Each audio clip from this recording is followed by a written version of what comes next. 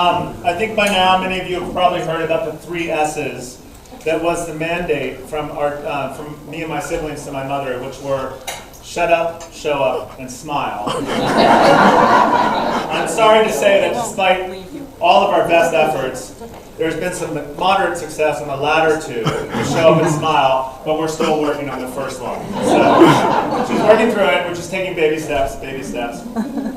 Anyway, I want to thank you all for coming and taking time out of your weekend to come and celebrate the anniversary of our mother's birth. There is no doubt in any of our minds that our mother is a survivor, and she has never tested those survival skills more than she has this past couple of weeks leading up to this party. There have been times this past week, just a few, where my sister and I have sat in the living room and contemplated the pros and cons of quietly slipping into her room in the middle of the night and smothering her with a pillow. On the con side, there was of course the certainty of a rather long prison sentence, sharing a bathroom with strangers, the high-carb diet, having your freedom taken away from you. Elizabeth said something about missing her kids. But truth be told, the pros were very attractive.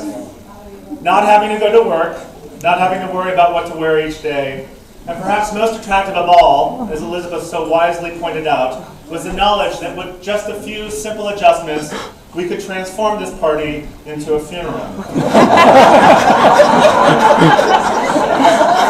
that's what I said. I said I felt like I was coming to my funeral. But alas, our mother has lived to see another day and has managed to make it to this one, where we have gathered to pay our respects, to fawn over her, and to remind ourselves of all those wonderful traits that we love so dearly. So on behalf of myself and Elizabeth and Hal and Dean, I'd like to share with you some of the things that we love most about our dear, sweet mother. Number 1, her house in plenty.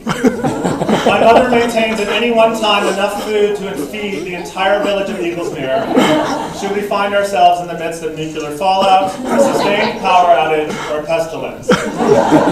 She has become the queen of bulk buying. Everyone at Sam's Club knows her by name. It is rumored that some have even named their children after her.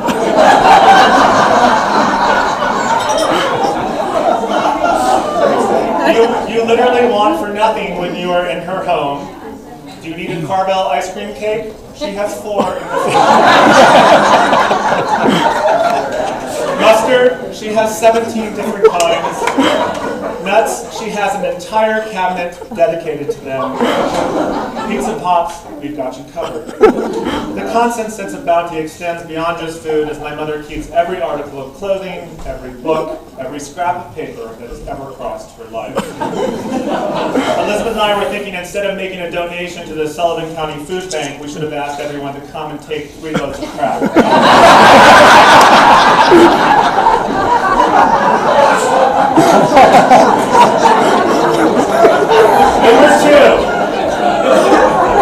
Number two.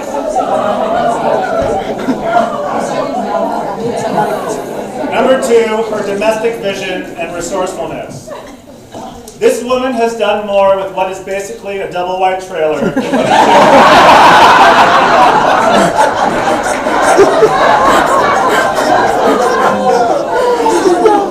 As my grandmother once said to my mother after she put in her 17th plexiglass skylight, Nonie, you are torturing this house.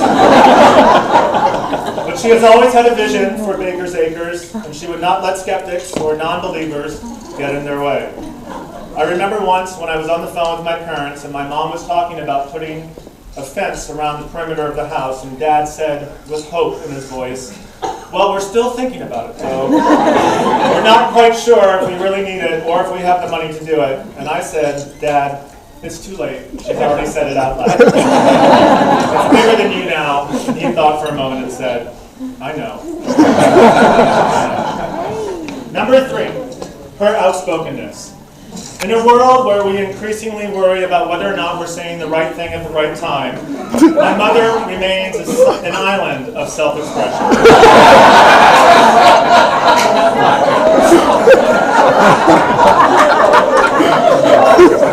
She never bows to pressure to be silent and instead freely offers up her opinion, whether you've asked for it or not. She will comment on anything, be it Sarah Palin, your golf swing, what you're wearing, the amount of mayonnaise in your chicken salad that you're playing. No subject is taboo. Wonderfully, this trait is only getting stronger as she gets older, as that filter that separates what she's thinking from what she's saying.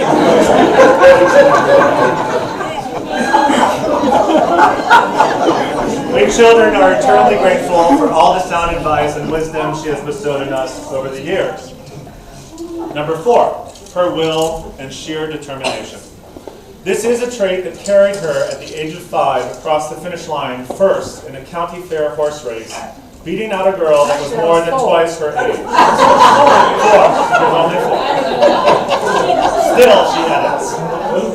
The only problem was that it was the wrong finish line. You were supposed to turn around at the far end and come back. But whatever, she knew and everyone else at that fair knew that she kicked that girl's butt. She was 12. Thank you. Again, show up, shut up.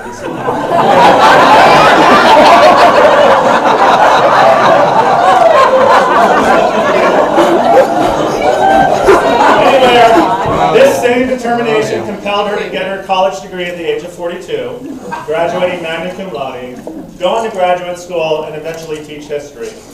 When she wants to do something, she does it, plain and simple. And yet we have another example from this evening. For those of you who don't know, my mother has been kind of constantly talking with Elizabeth and I about this party and whether we would have enough food. And unbeknownst to us, until just a week ago, she managed to sneak in just on the side and order some chicken salad, which I've seen many of you enjoy this evening. And when Elizabeth and I came out on Tuesday to talk about the party, we said, cancel the chicken salad. Do not take any more calls from my mother, no matter what happens. So we were out here, and Dean brings, not my brother Dean, but the manager, Dean Homer brings out a bowl of chicken